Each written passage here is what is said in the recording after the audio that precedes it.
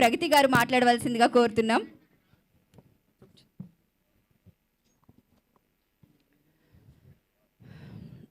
సభకి నమస్కారం. First happy birthday sir. Wish you very very happy birthday. లేదండి, ఆయన కవర్ అయిపోతారు. ఆయన గురించి మాట్లాడేటప్పుడు ఆయన చూసుకుంటూ మాట్లాడదామని.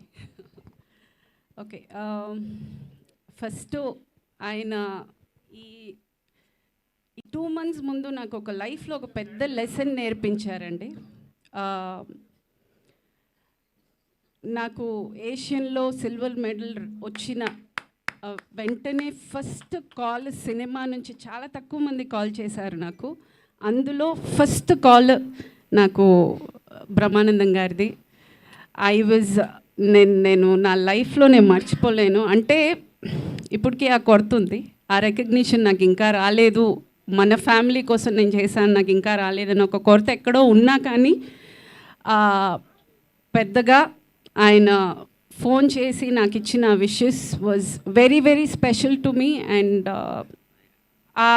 ఆ విషెస్ అనేది మనము అక్కడ చేయాలి, ఏదైనా ఒక మంచికి చెడుకి మనం వెళ్ళి నిలబడాలి, అది ఆ మనిషికి ఎంత అవసరం అవుతుందనే ఆ చిన్న లాజిక్ నాకు నిజంగా ఇన్నేళ్ళు నాకు తెలియదు. నేను చాలా దూరంగా ఉంటాను మీడియాకి, మనుషులకి, ఈవెంట్స్కి, ప్రతిదానికి. బట్ మీరు తెలుసో తెలియకో నాకు అది నేర్పించారు అని చెప్పచ్చు. Because I feel how important it is. ఆ ఒక్క మాట ఎంత స్ఫూర్తినిస్తుంది, ఎంత ఎంకరేజ్ చేస్తుంది అనేది నేను ఆ మాటలో నేర్చుకున్నాను. So I'm truly blessed sir with your wishes.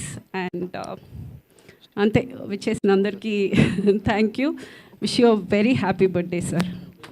Thank you ma'am, thank you so much. మీ మాటల్లోనే మీకు ఆయనకి ఉన్న అనుబంధం ఎటువంటిది అనేది అర్థమవుతుంది. మన బ్రహ్మానందం గారికి హృదయపూర్వక జన్మదిన శుభాకాంక్షలు. 70 అని నంబర్ చెప్పొద్దు, మనం ఇలా చెప్పుకుంటూ పోవాలి. ఎన్ని జన్మదినాలు మనం శుభాకాంక్షలు చెప్పేవాడిని కాదు, శతకం పైన చెప్తూనే ఉండాలి. చిరంజీవిగా ఆయన మనల్ని అందరినీ ఇంకా ఇంకా ఇంకా ఇంకా నవ్విస్తూనే ఉండాలి. ఆరోగ్యంగా హ్యాపీగా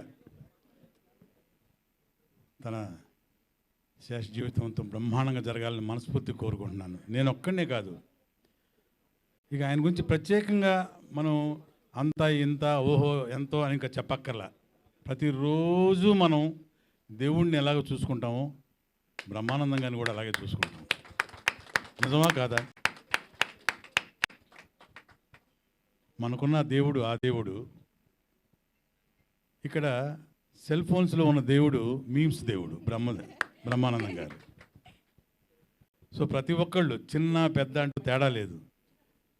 చిన్న పిల్లవాడి దగ్గర నుంచి ముసలోళ్ళ వరకు ఏజ్ డిఫరెన్స్ లేకుండా సెల్ ఫోన్ తీసుకున్నారంటే బ్రహ్మానందం గారి మీమ్స్ చూడాల్సిందే, బ్రహ్మానందం గారి కామెడీ పాట చూడాల్సిందే. నాకు తమ్ముడున్నాడుగా అన్నయ్య లేడు. నిజంగా చాలాసార్లు చెప్పాను, నన్ను కూడా అంత ఆప్యాయంగా తమ్ముడు తమ్ముడు తమ్ముడు అని పిలుస్తారు ఎక్కడికి వెళ్ళినా సరే, ఎప్పుడైనా సరే. ఎందుకో తెలియదు, ఆ అనుబంధం అలా కుదిరిపోయింది. అది బహుశా మా నాన్నగారు గిరిబాబు గారి వల్ల. వాళ్ళిద్దరికి ఉన్న సాన్నిహిత్యం, వాళ్ళిద్దరికి ఉన్న ప్రేమ, మా ఫ్యామిలీకి వాళ్ళ ఫ్యామిలీకి ఉన్న అనుబంధం, ఇవన్నీ కలిసి వెరసి అనుకుంటాను. అదొక ప్రత్యేకమైన అభిమానం అభిమానం అభిమానం ప్రేమ ప్రేమ ప్రేమ మా మీద. అలాగే నన్ను మనస్ఫూర్తిగా తమ్ముడు, ఒరే మా తమ్ముడు మా తమ్ముడు అని బయట వాళ్ళు పరిచయం చేసేప్పుడు కూడా. ఇక ప్రొఫెషనల్గా ఇక చెప్పేదేముంది, ఆర్టిస్టులు ఇక లొకేషన్స్లో కూర్చుంటే ఆయనతో కూర్చుంటే ఇక మామూలే. నిజంగా ఆ రోజు వర్క్ చేసినట్టే ఉండదు. ఆ ప్రొడ్యూసర్కి చెప్పకూడదు, డబ్బులు ఇవ్వడు మళ్ళీ వర్క్ చేయలేదనుకుంటే. బ్రహ్మానందం అన్నయ్య ఇది అతిశయోక్తి కాకపోతే నిజంగా ఒక మాట చెప్తాం మీ అందరికీ. మొన్న ఇటీవల ఒక పెద్ద హాస్పిటల్ ఒక చీఫ్ డాక్టర్ని మామూలుగా ఫ్రెండ్లీగా కలిసాం. ఆ రోజు ఆయన అన్నారు, ఏమయ్యా మీ బ్రహ్మానందం గారు ఇప్పుడు కూడా బాగా బిజీగా ఉన్నట్టున్నారే అన్నాను. అవునండి చేస్తున్నారండి హ్యాపీగా. వెరీ గుడ్ అయ్యా.